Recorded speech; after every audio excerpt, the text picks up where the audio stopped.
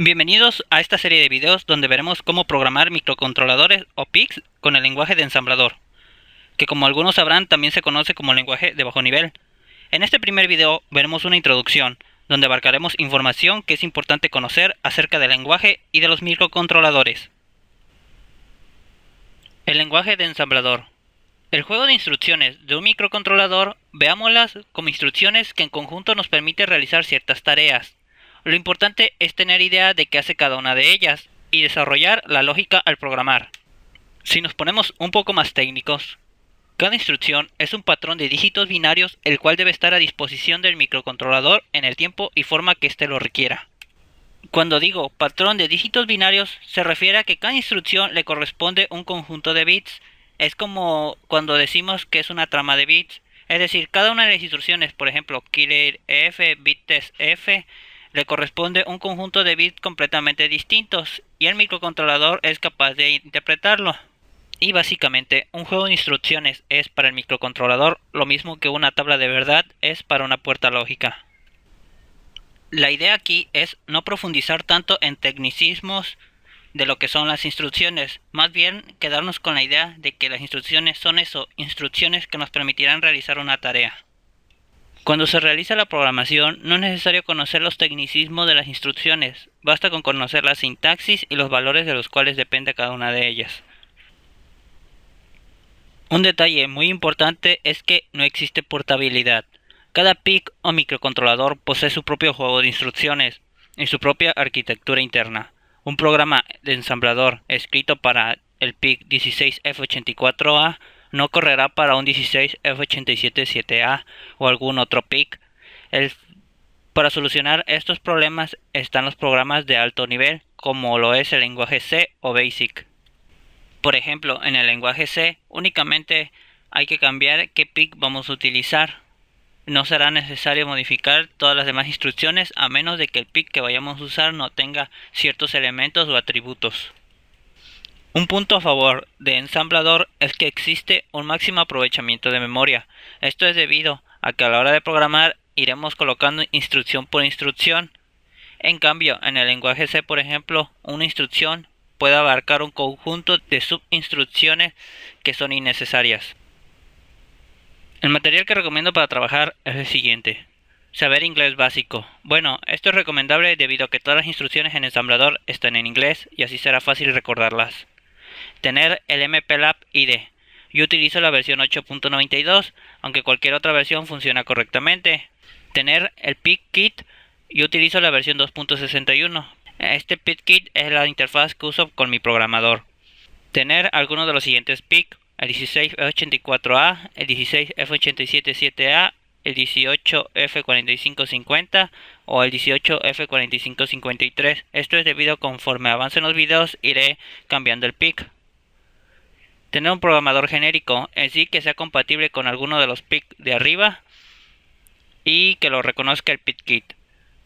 Y por último, tener material diverso dependiendo de lo que se quiera hacer. Esto es LED, resistencia y los capacitores que le corresponden a cada uno de los PIC. La memoria. En los microcontroladores, la memoria de instrucciones y datos está integrada en el propio circuito integrado, es decir, no necesitamos comprar nada más. Una parte debe ser no volátil tipo ROM y se destina a contener el programa de instrucciones. Se conoce como memoria de programa, que gobierna la aplicación. Otra parte de la memoria será tipo RAM, volátil, y se destina a guardar las variables y los datos, que se conoce como memoria de datos. Por lo tanto, existen dos tipos de memoria, la memoria de programa y la memoria de datos. Los puertos de entrada y salida. La principal utilidad de las patitas o pines es soportar las líneas de entrada y salida que comunican al computador interno con los periféricos exteriores del microcontrolador. Es decir, cada uno de los pines servirá como una entrada y salida para el microcontrolador. Los puertos de entrada y salida de cada PIC son únicos. Por ejemplo, en estas imágenes comparo el PIC 16F84A con el 16F877A. En ambos podemos ver la diferencia en pines, es decir, en la cantidad de puertos que tiene cada uno de ellos. El PIC 16F84A solo tiene dos puertos, el puerto A, conocidos como RA, y el puerto B, con la denominación RB.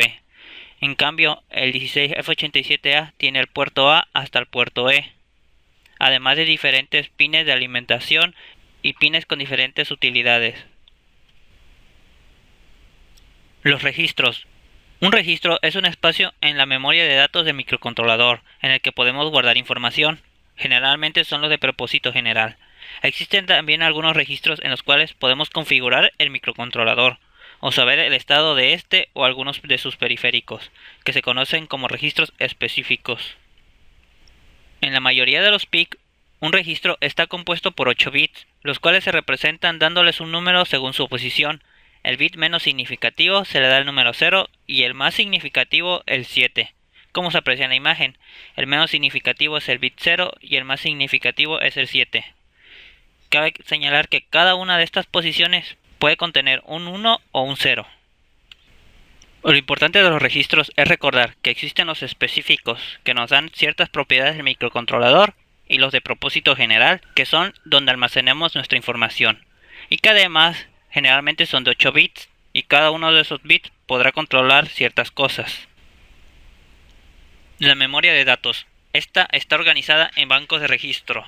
Por ejemplo, el 16F84A está organizada en dos bancos, banco 0 y banco 1.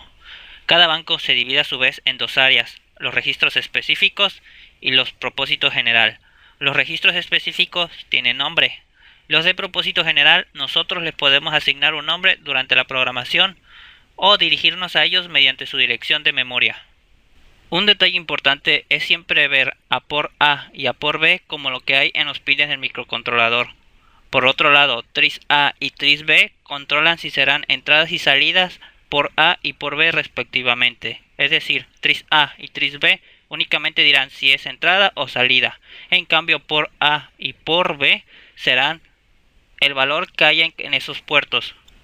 De los registros específicos, algunos de los más importantes o que debemos recordar siempre son status, que nos permite revisar las banderas, por A y por B, que nos permiten ver lo que hay en los pines que corresponden a esos puertos, el registro INTCON, que nos permite programar interrupciones, y por último tris A y tris B, que nos permiten configurar entrada o salida de los respectivos puertos.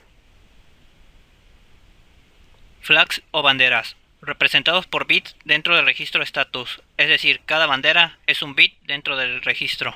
El flag Z o flag de 0 se pone a 1 cuando una operación da como resultado un 0. El flag C o flag de carry se pone a 1 cuando, por ejemplo, sumamos un 255 y un 3 ambos en binario, el resultado sería un 2 y el bit de carry pasaría a ser 1. El flag DC o flag de carry inferior se comporta igual que el bit de carry, solamente que funciona para los primeros 4 bits de un registro. Además, es rara vez utilizado. Elementos de una instrucción. En el caso del PIC 16F84A y de los PIC de gama media, cada instrucción está formada por una palabra de 14 bits. Como había mencionado anteriormente, lo importante de una instrucción es identificar su nombre, la operación que realiza, la sintaxis, algunos operadores que utiliza y cuántos ciclos. El opcode es la combinación o patrón de bits que interpreta el microcontrolador como la instrucción. Sin embargo, esto no nos interesa, le interesa el microcontrolador. Y se agrega la descripción de lo que hace la instrucción. En este caso, clearF borra el contenido del registro F y como el resultado va a dar un 0, el flag Z se activa. Ahora veamos algunas letras que es necesario conocer su significado. F, que se refiere a la dirección de un registro. F contiene la dirección de un registro y no su contenido.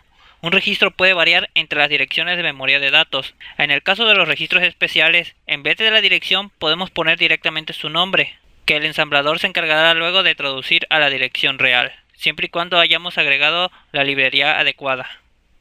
En el ejemplo podemos apreciar la instrucción bitsetf, que indica la dirección de memoria 3 y colocar a 1 el bit 5. De igual manera podemos colocar bitsetf status, que es la dirección de memoria 3 y el bit 5. Ambas instrucciones hacen exactamente lo mismo. W o registro de trabajo. No es un registro situado en un banco de memoria, es decir, este registro es independiente. Cuando nos referimos a él, nos referimos al contenido. Su uso es muy sencillo, pues lo usaremos principalmente para pasar información de un registro a otro o para contener la información para trabajar con ella. La letra B define la dirección de un bit dentro de un byte, por lo tanto puede tomar el valor de 0 a 7. Al igual que en los registros especiales, podemos poner directamente el nombre de un bit dentro de un registro, si es que este bit tiene un nombre. Si desconocemos el nombre del bit, tendremos que colocar su posición dentro del byte. K. K siempre se refiere a una literal, es decir, a un número. Este valor será almacenado en la propia instrucción en tiempo de ensamblado. Los valores que puede tomar están comprendidos entre el 0 y 255, ya que es el máximo que se puede representar con un byte. D. D indica el destino donde se almacenará el resultado de una instrucción. En este caso es importante memorizar que 1, el resultado se almacenará en F, es decir, en un registro. Y si ponemos 0, el resultado se almacenará en W, el registro de trabajo. Por último, un rápido resumen. Cuando vemos F, debemos pensar en la dirección de un registro. Cuando vemos W, debemos pensar en el contenido del registro de trabajo. Cuando veamos B, debemos recordar que se refiere a un bit de un registro. Cuando veamos K, pensemos en una literal, es decir, en un número. Y cuando veamos que pide D, pensemos en el destino. 0 si se guardará en W o 1 si se guardará en F o un registro. Directivas del ensamblador. La directiva EQ permite igualar nombres personalizados a datos o direcciones, es decir, esta directiva me permite colocarle el nombre que yo quiera a un registro. La directiva OR permite indicar a partir de qué posición de memoria del programa se situarán las siguientes instrucciones. La directiva include indica qué archivos deberán tomarse en cuenta a la hora de compilar el código, es decir, include permite indicar qué librerías nos podremos utilizar a la hora de programar.